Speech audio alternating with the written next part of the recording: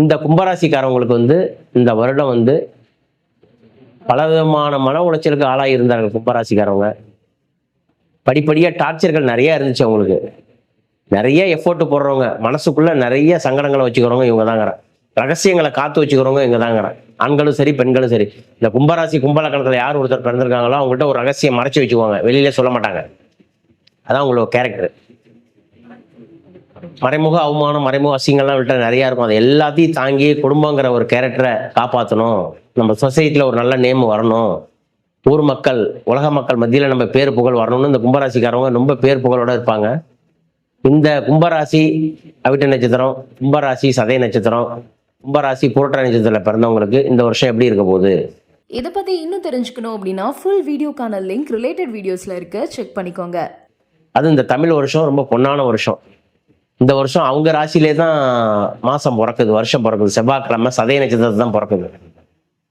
யாருக்கும் இல்லாத பாக்கியம் அந்த செவ்வாய் அவிட்ட நட்சத்திரத்தில் முடிஞ்சு சதய நட்சத்திரம் ஆரம்பி ராகுவோட சாரத்தில் இந்த வருஷம் தமிழ் வருஷம் செவ்வாய்க்கிழமையில பிறக்குது. உங்களுடைய பிடிவாத குணத்தை விட்டுறணும், முதல் கண்டிஷனே அதுதான். அதுவும் ஃப்ளெக்சிபிளாக இருப்பீங்க, இருந்தாலும் இப்போ 2 வருஷமா ரொம்ப பிடிவாதமாக இருக்கீங்க. சில பேர் கும்பராசியாக இருந்த ஆண்களும் சரி, கும்பராசியில் இருக்கிற பெண்களும் சரி, உங்களுடைய பிடிவாத குணத்தை விட்டுறணும். பிடிவாத குணத்தை விட்டுட்டீங்கன்னா அடுத்த கட்ட நகர்வுக்கு நீங்கள் நல்லாயிடுவீங்க. இந்த கும்பராசியில் பிறந்தவங்க வந்து உங்களை ஒவ்வொரு படியாக நீங்கள் குறைச்சிக்கிட்டே வந்துடணும். கணவன் மனைவி அண்டர்ஸ்டாண்டிங் வந்து உங்களுக்கு வந்து ஒவ்வொரு விதத்துலையும் நன்மையை செஞ்சுக்கிட்டே இருக்கும். கணவன் மனைவி கிட்ட விட்டு கொடுத்து வாழணும். மனைவி கிட்ட நீங்க அனுசரிச்சு வாழலன்னா வேற யார் வாழ்வாங்க?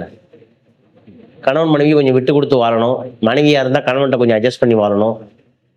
நிறைய நெருக்கடிகள் கண்டிஷன் போடாதீங்க. வார்த்தைக்கு வார்த்தை ஈகோ இப்ப நிறைய வந்துருது உங்களுக்கு. ஏன்னா இப்ப உள்ள கிரகங்கள் அந்த மாதிரி இருக்கு. ஏன்னா குழப்பமா அடைகிறீங்க. ஏன்னாக்கா ராகு வந்து எப்போ உங்க இதில் உட்காந்துருக்கோம், இந்த 1.5 வருஷமா நிறைய படாத அவஸ்தைகள் பட்டுட்டு இருக்கீங்க. இன்னும் ஒரு 6 மாத காலம் அப்படிதான் இருக்கும். வர்ற நவம்பர் டிசம்பருக்கு அப்புறம் இன்னும் நல்லாயிடும்.